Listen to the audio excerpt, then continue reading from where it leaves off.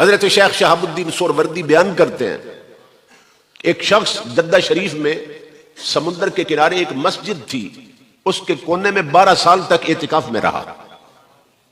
12 سال اعتکاف کیا اس نے، عبادت کرتا رہا۔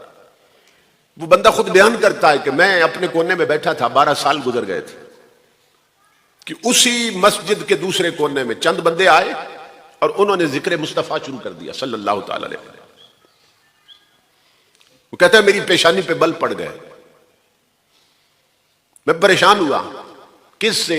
ذکر نبی سے، کہ میں عبادت میں لگا تھا، میں میڈیٹیٹ کر رہا تھا، مستغرق تھا، مراقبے میں تھا، انہوں نے یہ کیا شور مچا دیا۔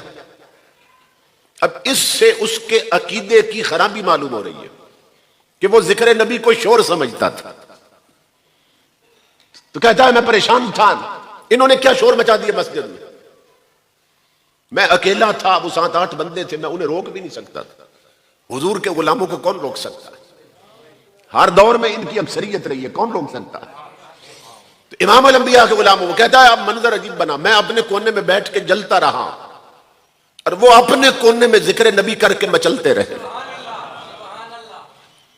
یہ اپنے اپنے نصیب کی بات ہے، اسی ذکر سے کوئی جل جاتا ہے، کوئی مچل جاتا ہے۔ وہ کہتا ہے میں اپنے کونے میں جلتا رہا، وہ ذکر نبی کر کے مچلتے رہے۔ چند گھڑیاں وہ ذکر رسول کر کے چلے گئے۔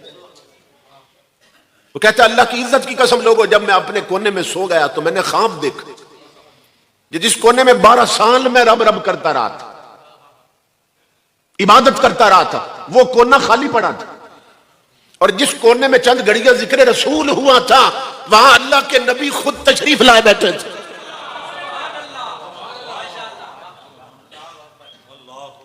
اور تنہا نہیں آئے، اصحاب پیغمبر کی مجلس لگی ہے، اور انبیاء اور مرسلین کے بعد جو سب سے افضل ہستی ہے کون؟ سیدنا صدیق اکبر رضی اللہ تعالیٰ، وہ کھڑے ہو کے حضور کا ذکر کر رہے ہیں اور ان کی ہر بات پر حضور جھوم رہے ہیں۔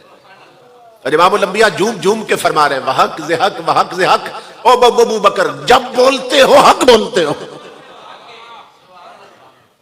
وہ کہتا ہے میں نے خواب میں کوشش کی کہ اٹھ کر نہ حضور کی مجلس میں شریک ہو جاؤں، مگر مجھے زمین نے پکڑ لیا کہ اب کہاں جاتا ہے۔ جب ذکر نبی کی جاگتی مجلس میں نہیں گیا، اب خواب میں کیسے جا سکتا ہے؟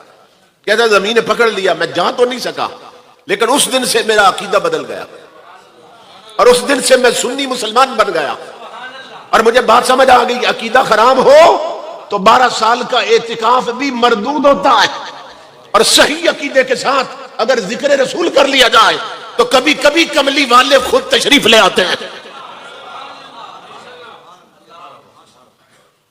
اس لیے ان محفلوں کی حاضری کو چھوٹی حاضری نہ سمجھا کریں، یہ بڑے کرم کے ہیں فیصلے، یہ بڑے نصیب کی بات ہے۔